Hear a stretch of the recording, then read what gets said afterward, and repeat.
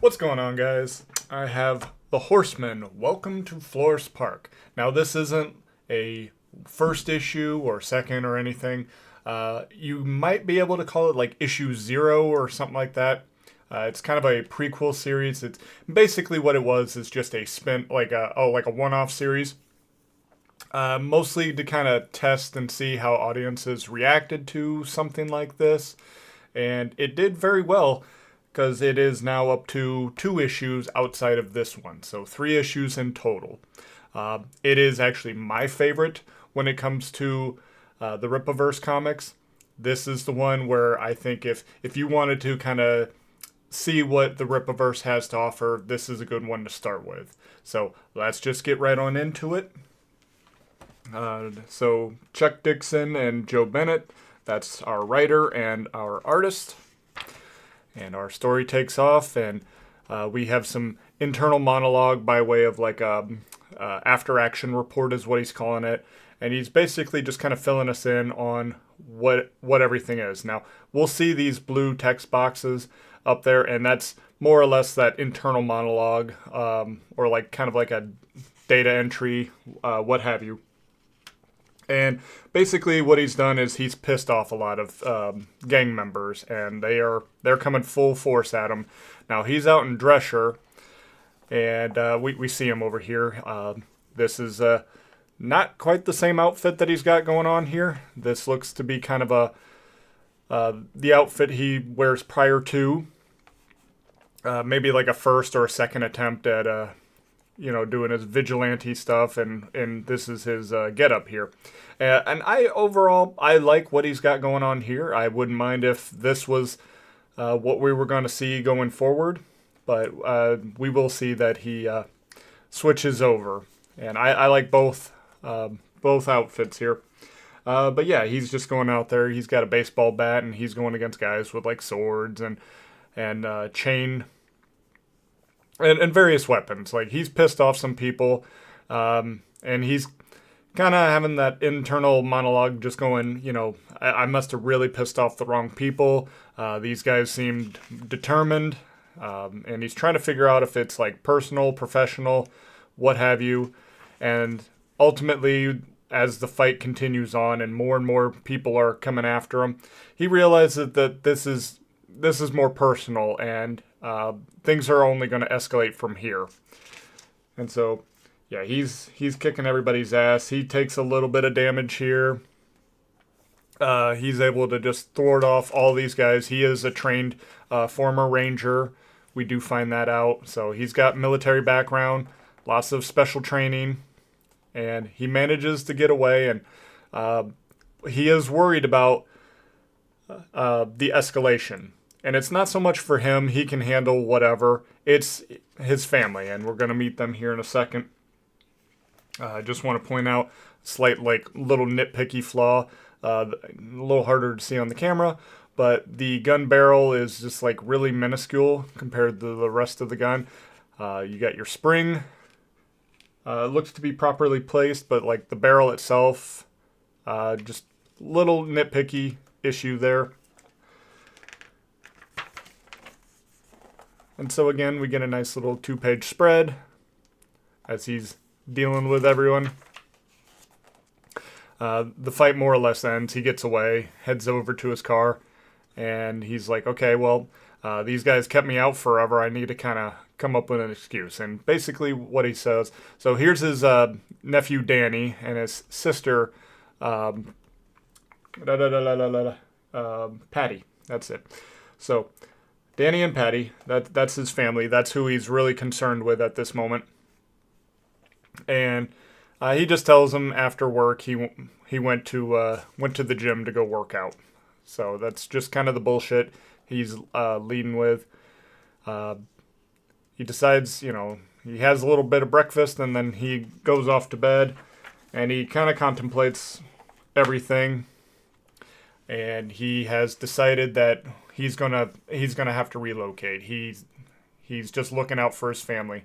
Now, over here we see a picture, and you can just see a little black mark on his forearm here. My camera's not going to show it that well, but it's this horse symbol here that also kind of looks like a playing card. One would believe that this is all, like, they considered themselves like the Horsemen, his little ranger group. And now he makes reference that he is like the last horseman. So I do believe that he is the last of his little group here. So I think that's why he goes with that that persona as he goes out and about, and why he wears that symbol as paying tribute to his fallen buddies here. So, but yeah, he decides we need to relocate, and how can I bring this to my sister without, causing an alarm? So what he tells his sister is he's got a new job at a motor factory, but he's got to go to Texas, and so she's like, where in Texas? And that's where we see Florespark. And they're talking about how great Texas is. Now, I will say, when it comes to the Rippaverse stuff, they really love laying it on about how much they love Texas. I mean, it's in quite a few of their comics, and I have no problems with that. I just thought it was kind of a thing that they like to do. Just really talk about how great Texas is. Not my cup of tea. I'm in Indiana, and I'm just fine here. I like the 4 seasons. Texas is way too fucking hot for me. So you guys, you enjoy your Texas, and it's got some good things to it, but I'll stay up here in Indiana. Yeah, these comics will not sway me to leave. But yeah, we see Brian of the Alpha Corps. He's flying overhead as they're entering, off to fight some crimes. Alpha Corps is also a pretty good comic to check out, also written by Chuck Dixon. For any that might want something a little bit more superpowered. Not a bad one to check out there. So they're just checking around the city, where they might be shopping and things like that. Just getting a layout and a feel for the city. Head over to the place. It's a 2-bedroom house, but you see like a little apartment right above the garage. That's Hector's, our main protagonist. That's his area. It's where he's going to set up shop. And they get settled in for a moment, but then Hector goes right out. He's like, all right, gotta go get some money. Because what he does do is all these criminals, he takes their money and, uses it to kind of fund himself. So I do, like, almost Robin Hood-esque, except, he's not giving it out to all the people. He's really just kind of supporting his family with it. So not quite like Robin Hood, but and he's just taking out bad guys, not a corrupt government. Although there is some corrupt government agents within this story. So he goes out, he's looking, spots a couple, petty crime guys, but he's like, I ain't going to waste my time with them. They're not carrying a shit ton of cash. They're not really worth taking the risk on. So he scales up, finds some shady dealings going on here, sees a distracted lookout. Takes advantage of his being distracted and says, hey, you're going to let me in the room. Just tell the guys you got to take a piss. They eventually let him in. He busts down the door, puts the door guy at the bottom of it, and proceeds to have a nice little shootout after nobody is willing to just let him get away with whatever. So they're all reaching for guns. A shootout ensues. He uses the lookout as just like a shield, and we see all sorts of gunfire. Now, I do want to point out, it's nice to, we've been seeing this a lot in other forms of media, whether it's like movies, TV shows, other comics. A revolver here is not ejecting shells. I know that seems kind of simple, but it is kind of fascinating how many people are fucking that up nowadays. So yeah, our revolvers are not ejecting shells. The rest of the guns, yeah, they all are.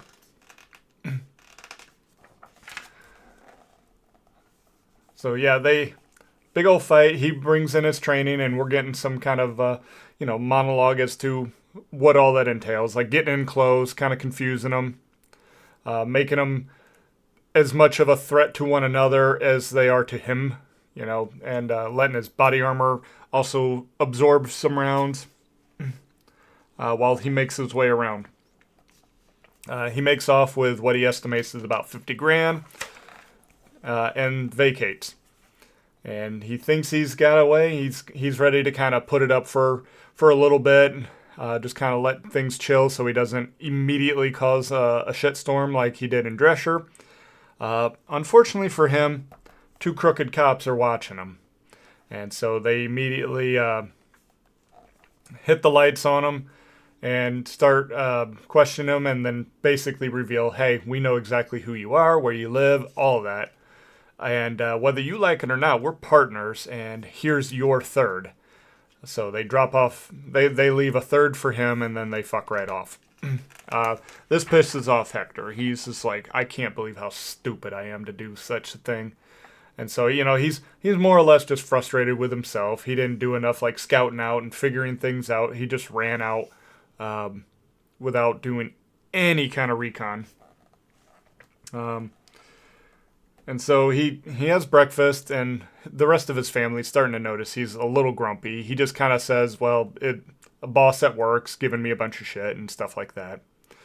And he's like, thanks for the breakfast. I'm going to go ahead and go to bed. So he goes off, and Danny is asking his mom, Patty, why is Uncle Hector, mad? And she's like, well, it's not for you. It's just he kind of wishes things had been different. Misses the guy he used to be as well. And so gets some inner monologue as he's doing his workout before he lays down for some rest. Basically like, I can't believe I'm fucking this all up. I'm putting their lives at risk. I need to stop being so damn stupid. That kind of stuff. And now we meet a guy named Big Tuna. So it's this guy with the fish mouth. I can understand how he got that name. He's pissed off. He's talking to these two crooked cops who he is paying for, protection and whatnot. If they got any information as to who hit his stash house. And they're just blowing it off. Obviously they know who did it, but they're not really ready to give him up yet. So they're like, oh, we're looking into it. And this just frustrates Big Tuna. He's not exactly satisfied. And they're also maybe hinting at some like rival gangs and stuff like that. So cut over back with Hector. He's actually now doing some recon. He's getting information on the police that were fucking with him last night. And while he's doing that, his sister comes over and is like, hey, what are you doing? He clicks out of that, clears his browser history so she doesn't get too nosy, and just says that he's checking out a dating site, and she's just happy to hear that. She wants him to be good and happy, and that's good enough. So goes over and fixes, looks like a taillight. And then the two crooked cops, they come over and start fucking with him some more. And basically it's just, an intimidation thing. Like, look, we clearly know where you live. We know who you are. And we got some more work. Hands him 3 more stash houses, and he's like, okay, I'll do these 3, and then after that we're done. They're like, no, we're just getting started, buddy. We can't just be done with this. And so then they fuck off again, and Hector sees that Danny's watching. Sees some things ain't always on the up and up with his uncle. So Hector then hits all 3 places. Now, I'm going to point out something. It's a minor little nitpick, but when he's doing his after-action report, the last one was 48. We skipped 49. Now it's 50 through 52. And I make note of this because later we're also going to see another after-action report, number 52. Nitpicky, it's just, it's a few numbers. It really bears no issue on the rest of the series. It just... something that kind of slipped through. But yeah, he hits all 3 places all at once. This really pisses off Big Tuna. Because all 3 of those were his. So now he's had 4 all knocked out, got no answers. Cops are jerking him off and not telling him anything. And he's not satisfied with their progress. So he fucks off, and the two realize that they can't just keep bullshitting him, and they are resolved to go ahead and give up Hector. They were like, well, it was fun while it lasted. They were making some money off of it, but they know that they can't keep up that charade for too long. Meanwhile, Tuna, he's not happy. He's talking with his guys, and he's like, hey, you got the number of those Nazi guys? And we learned that their names are Blitz and Strum. He's like, yeah, I want them. I want their numbers. Give me it. Meanwhile, Hector's kind of taking in a look at all the money he's got, when Danny also comes up and takes a look, and basically he was coming up to talk about dinner and stuff, and stumbles across this little stack of cash. And I was like, Uncle Hector, what's this? Hector tries to bullshit him and says, well, it's just a signing bonus. And that's when the phone rings. And Hector picks it up, and it's the two crooked cops. And he's like, all right, well, hey, look, I'm going to go pick up some dinner. Why don't you meet me at this place? So he does. They take their cut. And then he tries to, one of the cops, Lex, he tries to take the food. And Hector's like, don't you touch that. I'll fucking kill you.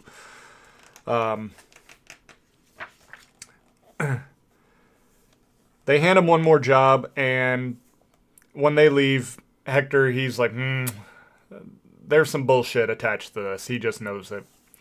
The cops then tell Big Tuna about the same place that they just tipped Hector off to, so, he's now, everything's being set up for him. So, yeah, Hector knows that there's some bullshit, and, yeah, he's definitely 100% right. Brings the dinner home, and that's when Patty goes ahead and confronts him about that stack of cash Danny found. And she ain't buying the signing bonus stuff. She's like, no, this is fucking dirty money. You're going to come clean now. So, we cut forward, and we see that there's he's told him everything. Like, what he's been out doing, the vigilante life, all that. The reason why they had to move from Drescher and all. And she's like, you're not a soldier anymore. You need to knock this shit off. And a lot of this kind of reminded me of, like, in The Incredibles between Bob and Helen. Helen's like, you got to give up the superhero life, and Bob's not about that. He's out there playing vigilante, and he's causing a lot of turmoil for his family. And they've had to relocate, too. So, similar situation here. And then she's like, well, you're going to give this up? And he says yes. And does anybody else know about you? And he says no, both are lies. And he admits so much, at least to the reader. And then, but that's enough to at least calm her down for now and let the family enjoy the meal together. She just adds that starting tomorrow morning, he's going to look for a real job. So he goes out to the stash house he was just given a tip to. And while kind of contemplating what kind of job would actually be best suited for his skills. And before he gets to the stash house, he's maybe thinking cop or a bouncer, something. He wants to still see some action in some way, shape, or form. And he gets there, and he's kind of like puzzled that there's no lookout, that there's music. He's like, man, these people are either stupid, cocky, or something. Maybe weren't even expecting me. Makes his way to where he's hearing music play and sees a bunch of drums ready to blow, and he's like, oh, they were. And then, yeah, the setup is, like, the trap is set and sprang. Everybody comes rolling in, guns blazing. They're ready to fucking go. And, he's managing to, there's a bit of plot armor here, like RPGs, automatic weapons. He ain't taking on anything but a few bruises at this point. And all he's got is a couple pistols and some bats. So he goes on. He fucks up everybody, takes out their leader, and he's like, oh, with him gone, the battle's pretty much half won at this point. Takes out one of the drivers, takes a hold of the car, and shoots the other one down, making it crash, and then he's able to make his getaway here, as we see. He then wakes up his sister with a stack of cash and says, get your things, grab Danny, and I need you to fuck off out of town. I don't care where, just however far this money will get you. I need you to go. Shit has hit the fan. It's just like Drescher all over again. But he this time he doesn't want to just run. He wants to deal with the problem. And so, his family packs up and leaves, and then he, takes an ice bath just to kind of, heal up from all the shit that just went down. Meanwhile, Tuna, he is like furious. He is just absolutely fucking mad. His surviving guys are just explaining that all of this was one man. And he's just like, this is horseshit. How can this be? And he looks over at Blitz and Strum and is like, you guys hearing all this? They're like, yep. Just say the word, boss. Pay us the money. We'll go get him. We're going to go figure out who's sending this guy out. And at this point, they're still thinking that it's like a rival gang. We then cut over at the crime scene that just took place. There's investigators figuring everything out. They notice that there's a lot of blood and no bodies. So clearly, Tuna's guys collected the bodies and didn't leave any evidence connecting him to everything. But this does catch the attention of Alpha Corps. We see Brian coming on in. And he's just kind of talking to him a little bit about it. Now, they invite him to come investigate. He's like, nah, I'm not in, but, just keeping tabs. And that will play a factor later on. It's everything going on has at least got their attention. We see on the bus ride, Patty and Danny, they're making their way out to the ocean per Danny's request, and basically she's telling like a little white lie that, oh, Uncle Hector just thought maybe we could use a vacation. So I know it's last minute, but yep, that's what we're gonna go do, and we're gonna stop once we get to a beach. Meanwhile, over at the police station, our two crooked cops are very surprised to see Hector, not only alive, but at their place, and he's willing to give them their cut now. This spooks them. They're like, no, I don't. No, this is not the time or the place. He's like, fine. We'll do it at a public event. How about a bowling alley that's, say, 1 o'clock? And they're smelling bullshit now. Meanwhile, they're cut over to Big Tuna, who's now asking Blitz and Strum, hey, what answers have you got for me? And they're relaying everything that they went through. They went through several gangs, and nobody seems to know anything about this one guy, that it's got to be something else. Once Tuna hears about that, he's immediately suspecting the two officers. And so you can only imagine that he is now as pissed off as he's been. He's already told them to go after those two cops and see what they know, because he's had enough of being jerked off by them.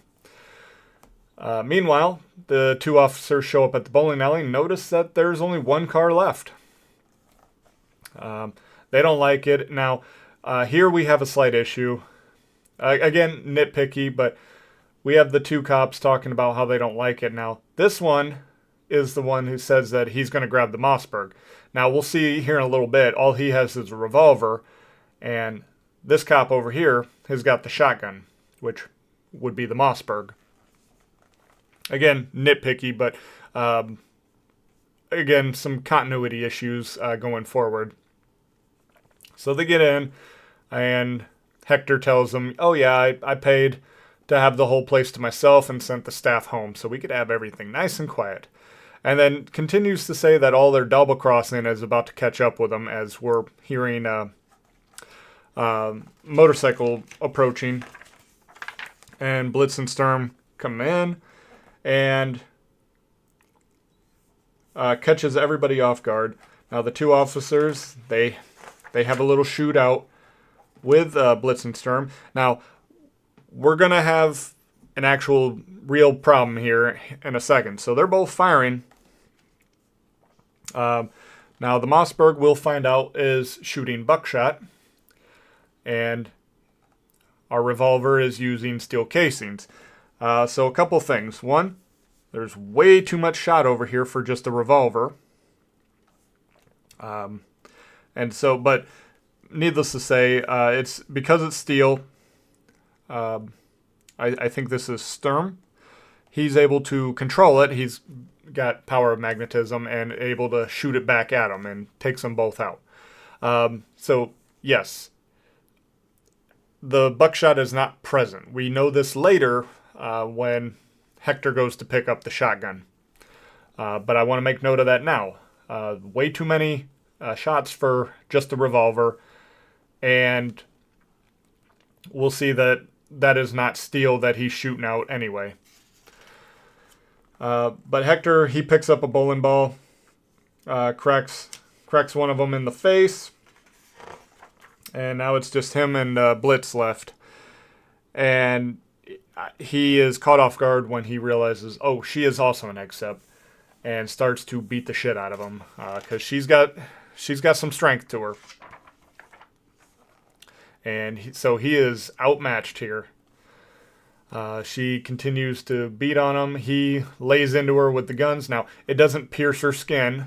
Her skin's tough enough to not be taken out by the bullets. However, it still hurts her like hell. So it might as well be like if you were to get shot with body armor. Like, yeah, it's not going to kill you, but it's going to hurt like hell.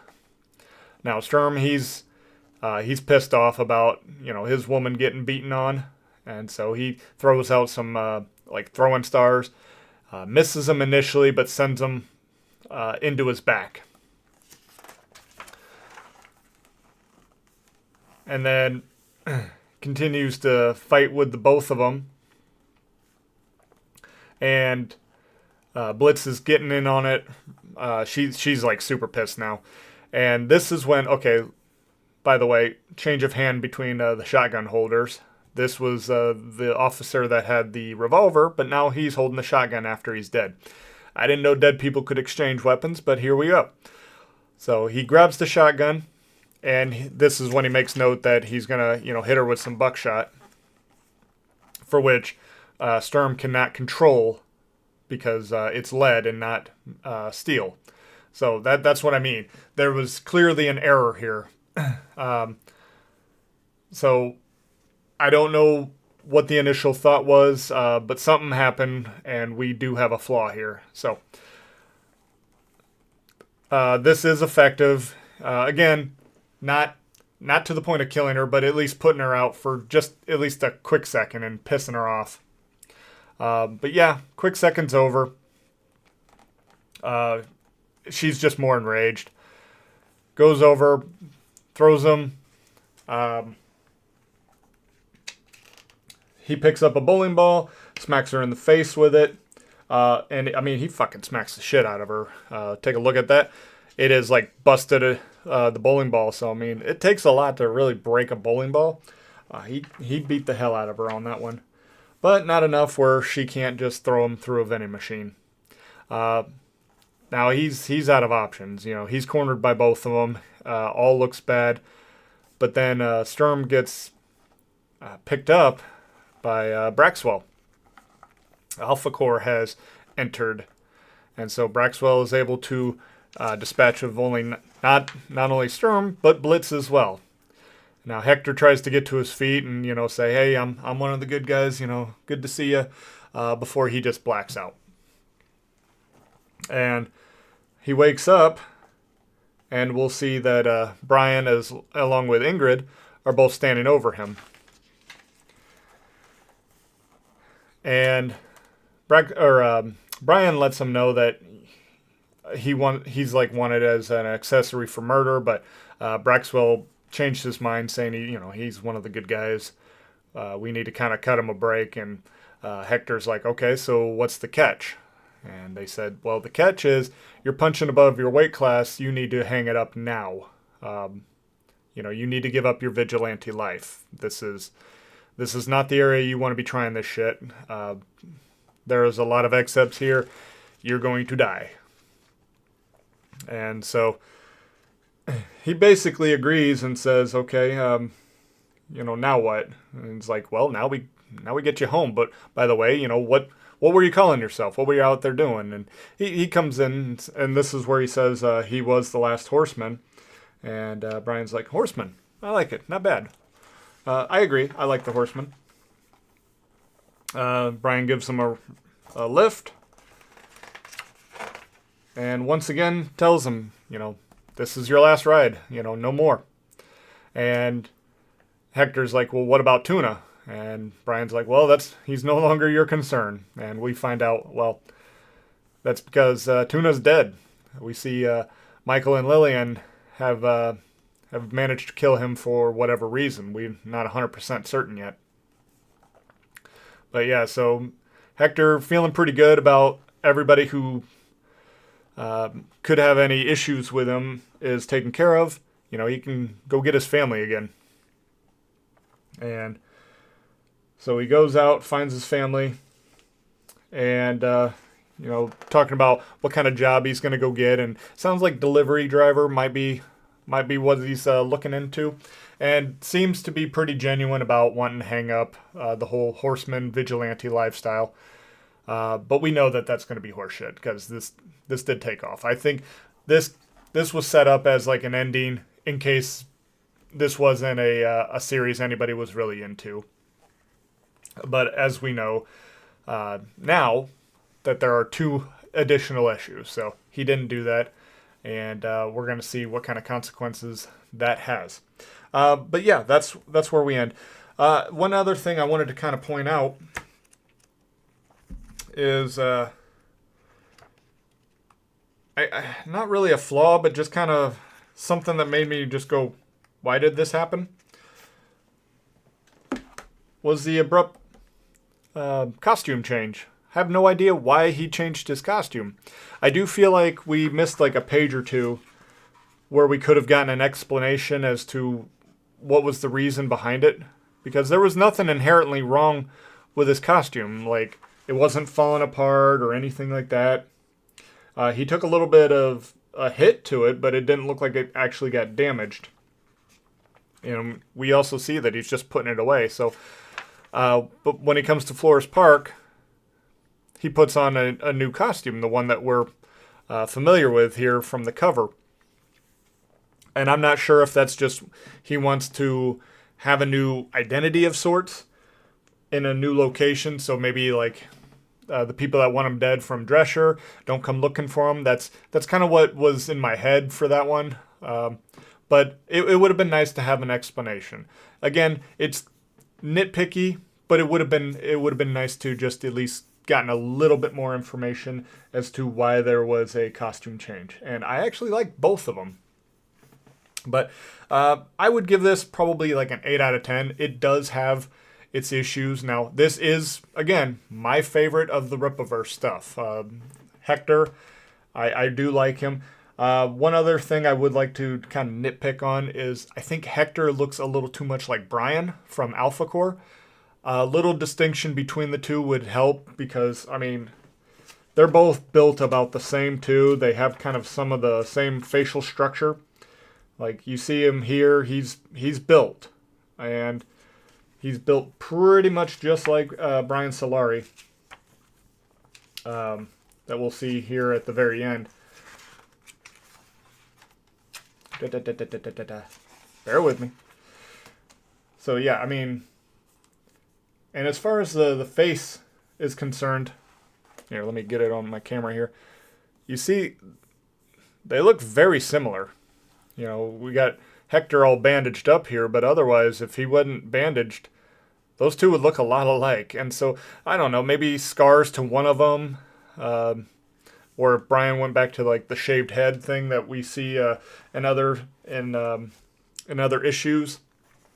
That would help differentiate the two a little bit. But again, nitpicky. It really doesn't affect the story itself, so... That's just things that I would like to see maybe adjusted a little bit. But overall, like I would definitely say, despite some of the flaws that it's got, if you're kind of on the fence about maybe checking something out from the Rippaverse, this I think would be a very good starting point. It's its own story. If you don't like it, you got a full story right here. There is nothing before or after that are needed for a full story here. So it's a really good one to just check out. And if this sounds like something you want to check out, take a look at the link in the description where you get a copy for yourself. But that is all I have for today, guys. So until next time, take care and God bless.